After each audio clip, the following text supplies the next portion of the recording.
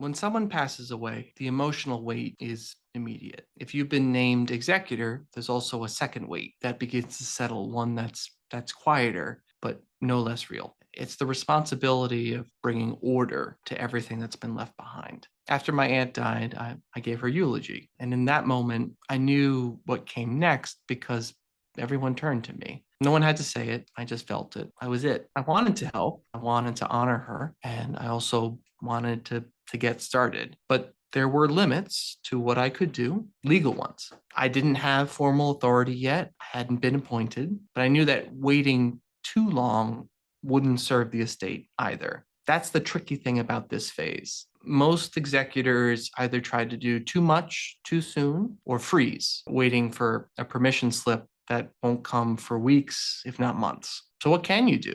You preserve, you stabilize, you protect. In this episode, we're not going to focus on a rigid timeline like the first 30 days, because honestly, you might be watching this 60 days, 90, or more into the entire process. Instead, we're going to focus on what matters most right now, securing what's vulnerable, organizing what's known, preparing for formal administration, and laying the groundwork to do the job well when the time comes. Let's talk about the early steps that preserve the estate, protect your role, and set you up to serve with clarity and confidence. This stage of the process is about one thing: preservation. Your job isn't to take action with the estate just yet, but to protect what exists so nothing is lost, overlooked, or damaged while you wait for the legal process to begin. For me, the first step was simply walking through the house, taking stock of what was there. I secured valuables like jewelry and antiques and made sure we had all copies of the keys for the home and the car, any other important areas, and forwarded the mail to myself so that nothing got missed. Also contacted utility companies because even though there was no one living in the home,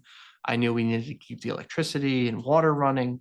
The next thing I did was go through my aunt's paper files. She didn't handle much online, thankfully, because not having passwords can be a serious roadblock. I started with her most recent income tax return, which turned out to be a great roadmap for the majority of her assets. Between that last income tax filing and her paper statements, I got a sense of where accounts were held and also just how spread out things really were. I also reviewed her credit card statements to see what subscriptions and recurring bills we need to be closed down later. You don't need to take action on everything yet, but knowing what exists helps you prepare for what comes next. From day one, I kept track of everything in an Excel spreadsheet. I logged the phone calls I made, the notes I took, receipts I saved. I knew that I would be reimbursed for out-of-pocket expenses, postage, document copies, even a locksmith that had to come in at one point. These are legitimate estate expenses, and you as the executor will be repaid for them as long as you document everything carefully. I wasn't making these lists just for reimbursement. I was doing it to help legitimize my actions, to make it easy to explain everything to anyone at any time. And that's what fiduciary duty is about: acting in the open, only doing things that you'd be proud to say out loud in front of every beneficiary. If you're unsure where to begin, start with what's visible and what's vulnerable. Safeguard what you can, get organized, and write everything down.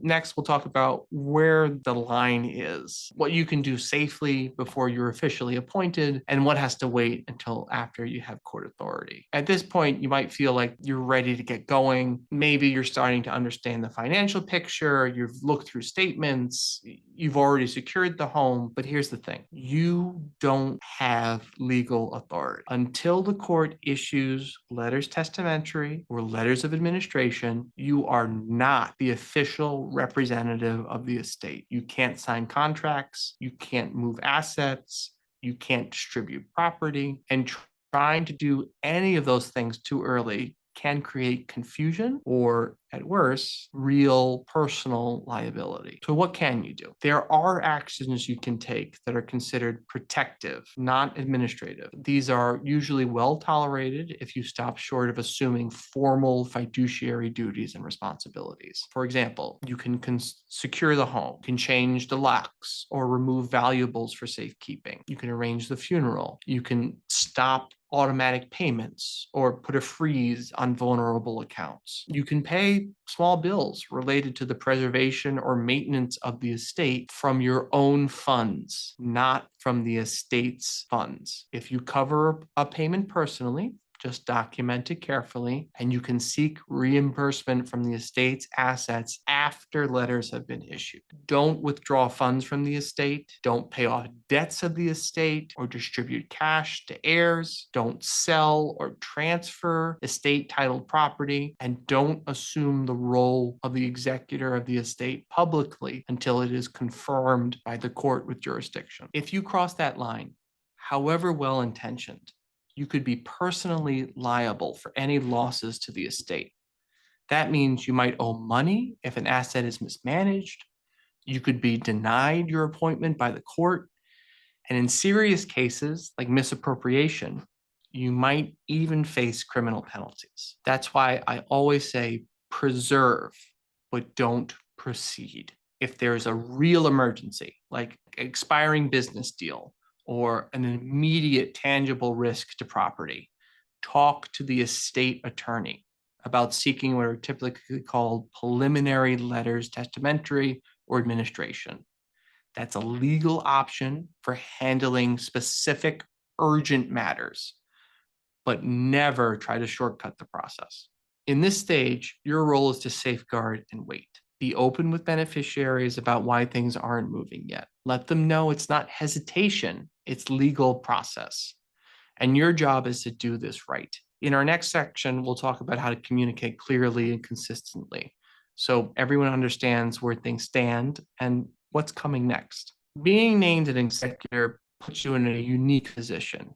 You're navigating a legal and financial process, but you're also navigating grief, your own and everyone else's. One of the first things I did was send a short update to the other beneficiaries. I shared what I'd been able to uncover, things like account locations, actions I was able to take, and next steps. And I asked if they had any information that I could help fill in gaps. I kept the tone formal but open, respectful but clear. This is your family. These are people you care about. But as an executor, you're also playing a formal role, and you need to manage both sides of that. You're not just Eric the nephew anymore. You're the fiduciary. And while you don't need to be cold, this is not the time for casual updates or vague check-ins. So what should you say early on? Start with this. I've accepted the responsibility of serving as executor. I'll keep you informed as things unfold. Or here's what I know so far and what I'm still gathering. Please know that this will take time, and I'll be as transparent as possible throughout. You don't need to have all the answers. You just need to show that you're organized, thoughtful, and committed to the process. No one put pressure on me, and I was grateful for that. But I know and have seen that that's not always the case. Sometimes you might hear, have you even read the will? When do we get our inheritance? Why is this taking so long? In those moments, it's your job to stay grounded.